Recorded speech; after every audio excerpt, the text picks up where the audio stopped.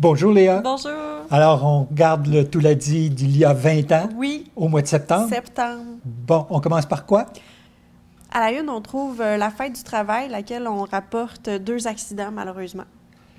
Oui, bien, c'est des accidents sur la 185.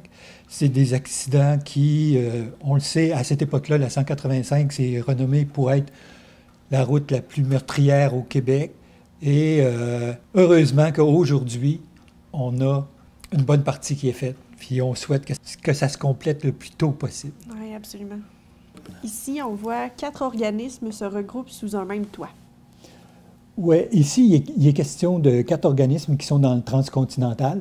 C'est la Corporation intermédiaire du travail, c'est en même temps aussi Transaction, et il y a un projet Expérience Jeunesse qui est avec la carte. La carte, ça, c'est la Corporation d'aménagement des ressources du transcontinental. Ils se sont tous réunis à la même adresse et pour offrir un meilleur service.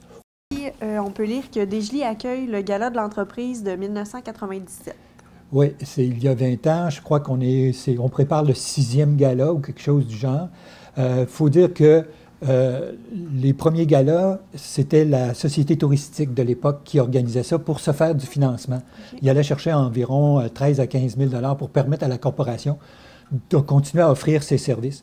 Et ils sont associés, la SADC s'est associée dès le départ avec cette activité-là. Ici, dans le domaine art et spectacle, on peut voir que la troupe de Normand Rousseau triomphe à Rivière-du-Loup. Oui, Normand Rousseau, c'est un phénomène. Au niveau, c'est un gars qui a énormément de talent, c'est un gars de Notre-Dame-du-Lac. Et je pense qu'aujourd'hui, il a dépassé les 25 pièces de théâtre. À chaque année, il produit une pièce de théâtre. Mais un instant, une pièce de théâtre pour Normand Rousseau, c'est faire le scénario, c'est faire la mise en scène, c'est être comédien, c'est préparer les décors, c'est faire la production, faire la publicité. Il s'occupe de tout. Et à chaque année, il arrive avec un nouveau produit. Et même déjà cette année, ça a eu lieu début septembre, il y avait une représentation encore à Notre-Dame-du-Lac. Ici, Papier Cascade remonte lentement la pente. C'est que dans les années 95 et 96 ont été des années très difficiles au niveau du prix du papier. Donc, les prix très, très bas. On est passé en 95, 117 millions de chiffre d'affaires à 78, quelque chose de genre. C'est presque du tiers que ça a été perdu, qu'on a perdu. Mais on dit que 97 s'en vient mieux. On a fait une bonne année en 97, ça se présente bien. Et on nous faisait remarquer, je crois que c'était M. Pelletier qui était directeur à l'époque, et il faisait remarquer que en 97, le Papier Cascade a remporté des prix à l'échelle nationale là, au niveau de la quantité de papier qu'il produisait dans une journée et la vitesse à laquelle il produisait.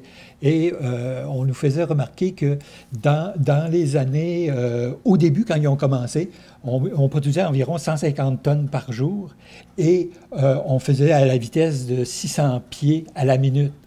97, on parle de 563 tonnes par jour, ça veut dire plus que le double, et de 2200 pieds à la minute. Alors, je ne sais pas qu'est-ce que c'est rendu aujourd'hui, mais à cette époque-là, c'était rendu là. Mais je trouvais ça intéressant qu'on aille vers le public et qu'on dise qu'est-ce qui se passe à l'usine. Ça, je trouve ça intéressant. On n'a plus ça aujourd'hui parce que, bon, maintenant, à l'époque, il y avait encore beaucoup de détenteurs d'actions de cascade qui étaient dans le public ici. Dans le public, c'est vrai. Au niveau des sports, les Lynx devront faire fi du calendrier. Oui, bien, ce qui est le fun de se rappeler, c'est 97. Aujourd'hui, c'est les Prédateurs, je crois, qui font la nouvelle au niveau du hockey senior là, dans la région. Mais à cette époque-là, le club s'appelait les Lynx et il évoluait dans la région Rivière-du-Loup, Kamouraska, dans ce coin-là. Alors, et c'est toujours bon de savoir quel club qui nous représente, je pense bien. L'entraîneur, à l'époque, c'était Bernard Caron. Ah. Alors, c'est tout le temps qu'on a pour aujourd'hui. Oui. Alors, on se dit à la prochaine. Oui, à bientôt. Au mois d'octobre. Oui, en octobre. Au plaisir.